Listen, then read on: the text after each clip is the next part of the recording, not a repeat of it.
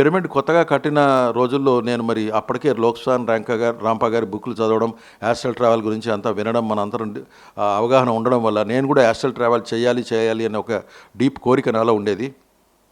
So astral travel నేను Giza పిరమిడ్కే చేస్తానని అనుకునేవాడిని. సో ఒక వారం నుంచి యాస్ట్రల్ ట్రావెల్ నేను ఫలానా దినం చేస్తాను అని లోక్సాన్ రాంపా గారు సూచించిన విధంగా అనుకునేవాడిని. సో మా పిరమిడ్లో నేను వెళ్ళి రాత్రి 9:30కి అక్కడ ధ్యానం చేసుకుని అప్పుడే పడుకున్నాను. కొంచెం ఒక 10 నిమిషాల తర్వాత నా శరీరంలోంచి రోల్ అవుతూ ఇంకొక శరీరము మెల్లగా బయటకు వస్తున్నట్టుగా అనిపించింది. అప్పుడు నాకు ఒక చిన్న అవగాహన కలిగింది. అవును, నేను మరి యాస్ట్రల్ ట్రావెల్ చేయాలి కదా అని అనుకుంటున్నాను, కాబట్టి నా సూక్ష్మ శరీరం బయటకు వస్తుంది, మరి నేను ఇప్పుడు గిజా పిరమిడ్కి వెళ్ళాలి అని అనుకున్నాను. బస్ నేను ఎక్కడున్నానో నాకు తెలీదు, మర్చిపోయాను. అప్పుడు ఒక నిమిషం అయ్యాక పెద్ద సౌండ్తో, ఇప్పుడు అక్కడే ఉంది, అంతా నెగటివ్ ఉంది గిజా పిరమిడ్లో, చూడు కావాలంటే అని గట్టిగా ఒక శబ్దం వినిపించింది. అని నా కళ్ళ ముందు ఒక రోల్ స్క్రీన్ అలా వెళ్తోంది. దాంట్లో అన్ని ఈజిప్ట్లో ఉండే హైరోగ్రాఫిక్ లాంగ్వేజ్ అంటారు, అంటే మన జపాన్ లాంగ్వేజ్, చైనా లాంగ్వేజ్ ఎలా ఉంటుందో ఈజిప్షియన్ లాంగ్వేజ్ కూడా అలాగా అది గమ్మత్తుగా ఉంటుంది. దాన్ని హీరోగ్రాఫిక్ లాంగ్వేజ్ అంటారు. ఆ లాంగ్వేజ్తో కనబడుతూ షీట్ అంతా అలా వెళ్తోంది.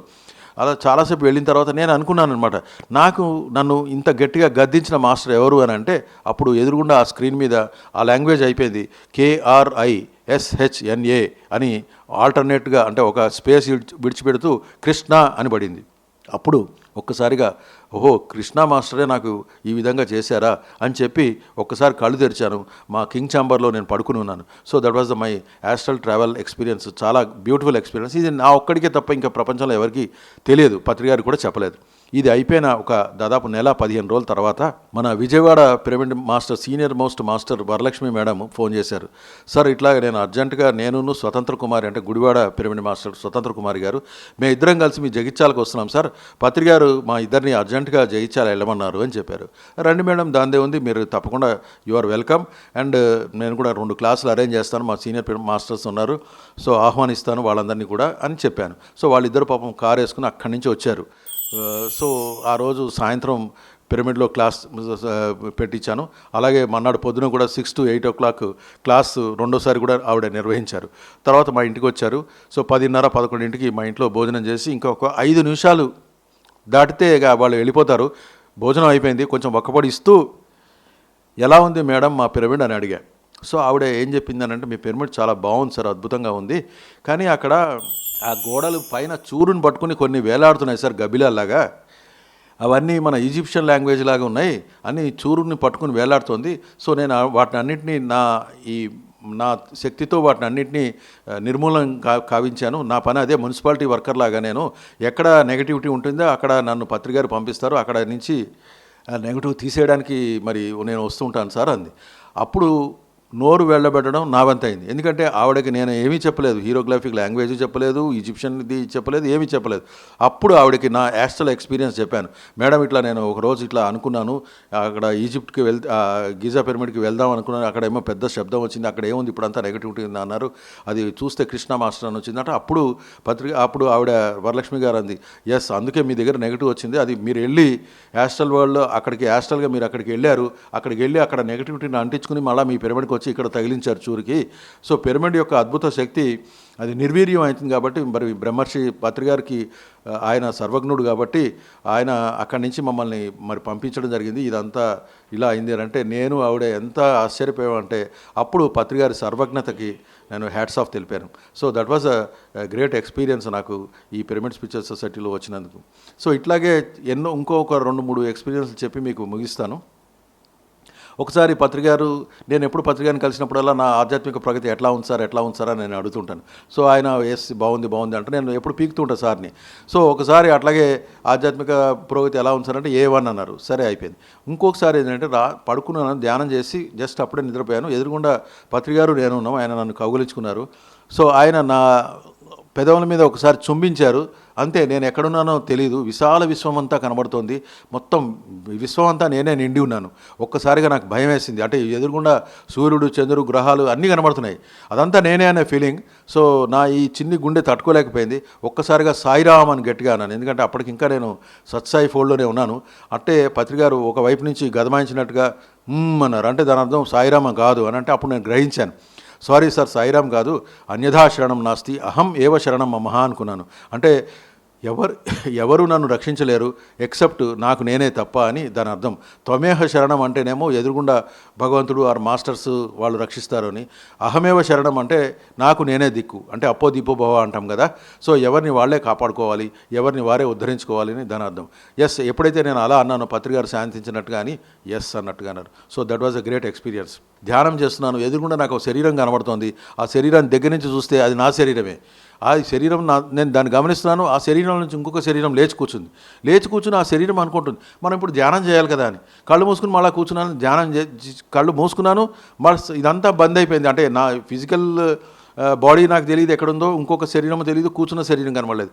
మళ్ళీ విశాల విశ్వంలో నేను అంటే స్టార్ బీయింగ్ లాగా, ఒక లైట్ బీయింగ్ లాగా అలా వెళ్తున్నాను. అంటే నేను వెలుగు అని తెలుసు, వెలుగు ముద్దలాగా వెళ్తున్నాను. చూసుకున్నాను, నా కాళ్ళు లేవు, చేతులు లేవు, అరే గమ్మత్తుగా ఉందే ఫీలింగ్ అని చెప్పి సంతోషపడుతూ అలా వెళ్తున్నాను ఆకాశంలో.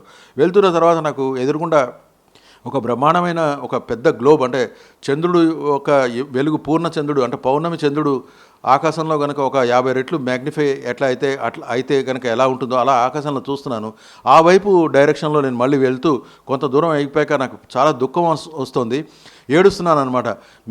మిమ్మల్ని నుంచి నేను దూరంగా వెళ్ళి చాలా కాలం అయింది, నేను మీ దగ్గరికి వచ్చేస్తాను. అలా వెళ్తూ ఉంటే కొంచెం దూరం అయిపోయాక నాకు మళ్ళీ తెలివి వచ్చింది. కింద నేను ధ్యానం చేస్తూ అప్పుడే పడుకుని ఉన్నాను అనమాట. So this is a great experience.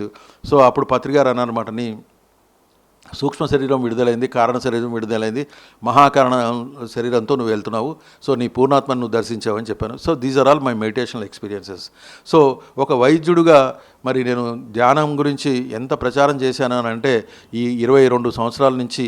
ఎందుకంటే నేను ఇదివరకు మరి మీకు అందరికీ చెప్పినట్టుగా పిరమిడ్ స్పిరిచువల్ సొసైటీ రాకముందు ఉచితంగా వైద్య శిబిరాలు నిర్వహించేవాడిని.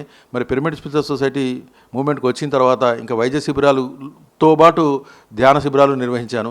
ఆ తర్వాత మరి ప్యూర్ ధ్యాన శిబిరాలు ప్రతి ఆదివారం కూడా మా జగిత్యాల చుట్టుపక్కల విలేజెస్కి మా పిరమిడ్ మాస్టర్స్ అందరితో కలిసి వెళ్ళి అక్కడ చక్కటి ధ్యానం అందరికీ పంచడం, పాంప్లెట్లు పంచడం అవన్నీ చేసేవాడిని.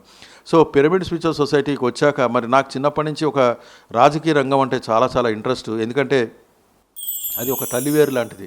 సో తల్లివేరు చెడిపోతే మరి మొత్తం అంతా వృక్షం అంతా చెడిపోయినట్టుగా రాజకీయ రంగమే మరి దాన్ని చెడిపోయింది కాబట్టి దానే చదరంగం అంటాము. అది చదరంగం కాదు, మరి ఆ చెదల్ని బాగు చేసి మరి మొత్తం అంతా ప్రజల్ని మంచిగా కాపాడాలంటే మంచి వాళ్ళే రాజకీయ నాయకులనే కావాలి అనే కాన్సెప్ట్ నాది. సో నా కళలకు తగినట్టుగానే పిరమిడ్ స్పిరిచువల్ సొసైటీ మూవ్మెంట్ నుంచి పిరమిడ్ పార్టీ ఆఫ్ ఇండియా అనేది ఆవిర్భవించింది. సో నాకు నచ్చిన పిరమిడ్ పార్టీ ఆఫ్ ఇండియా తరపున నేను మరి 2004లో, 2009లో, 2019లో పోటీ చేయడం జరిగింది. జగిత్యాల నుంచి పిరమిడ్ పార్టీ ఆఫ్ ఇండియా తరపున చక్కటి మంచి పవిత్రమైన ఓట్లు సంపాదించడం జరిగింది. సో నా లక్ష్యం ఏంటంటే భవిష్యత్తులో ఎప్పుడైనా కానీ ఒక మంచి పార్టీ అనేది కనుక రావాలి. సో ఆ పార్టీ మరి పిరమిడ్ పార్టీ ఆఫ్ ఇండియాని మించిన పార్టీ అయితే నా దృష్టిలో అయితే ఇంకేమీ లేవు. ఏదైనా కానీ మంచివాళ్ళు రాజకీయాల్లోకి రావాలి, లేదా రాజకీయ నాయకులందరూ మంచివాళ్ళు కావాలి. సో ఈ విధంగా నా ఈ ప్రస్థానం జరుగుతుంది.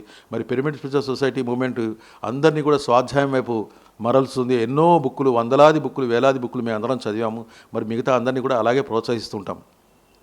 సో పిరమిడ్ల సందర్శన, పిరమిడ్ల కట్టడము, అట్లాగే జ్ఞానాన్ని అందరికీ పంచడము, స్వాధ్యాయము, మరి సజ్జన సాంగత్యం అంటాం. సజ్జన సాంగత్యం అంటే ధ్యానంది క్లాసెస్ తీసుకోవడం. ఇప్పుడు మరి కరోనా దాంట్లో ఎన్నో జూమ్ క్లాసెస్కి అటెండ్ అవ్వడం జరుగుతుంది. మరి కొత్తగా జూమ్లో కూడా నేను కూడా దాంట్లో ప్రవేశం సంపాదించి మరి భవిష్యత్తులో కూడా మెల్లగా మంచి క్లాసులు తీసుకుంటానని అనుకుంటున్నాను. నేను పవర్ పాయింట్ ప్రజెంటేషన్ ద్వారా కూడా ఎన్నో వందలాది క్లాసులు మరి ఈ పిరమిడ్ దాంట్లో పిరమిడ్ ధ్యానాన్ని అందరికీ పంచగలిగాను. సో ఈ నాన్ వెజిటేరియన్ ఫుడ్ అనేది మరి ఎంత అంటే మన దేహానికి చేటు చేస్తుందనంటే ఒక వైద్యుడిగా నేను చెప్పగలను. ఎందుకంటే నాన్ వెజిటేరియన్ ఫుడ్ అనేది ఎసిడిక్ ఫుడ్ అంటాం మనము. మన శరీరము ఆల్కలీ ఫుడ్కి తట్టుకుంటుంది. ఆల్కలీ ఫుడ్ అంటే మన pH అనేది 7 అని ఉంటుంది. సో 7 నుంచి ఎక్కువ అంటే 7.8, 8, 9 అయితే చాలా మంచిది.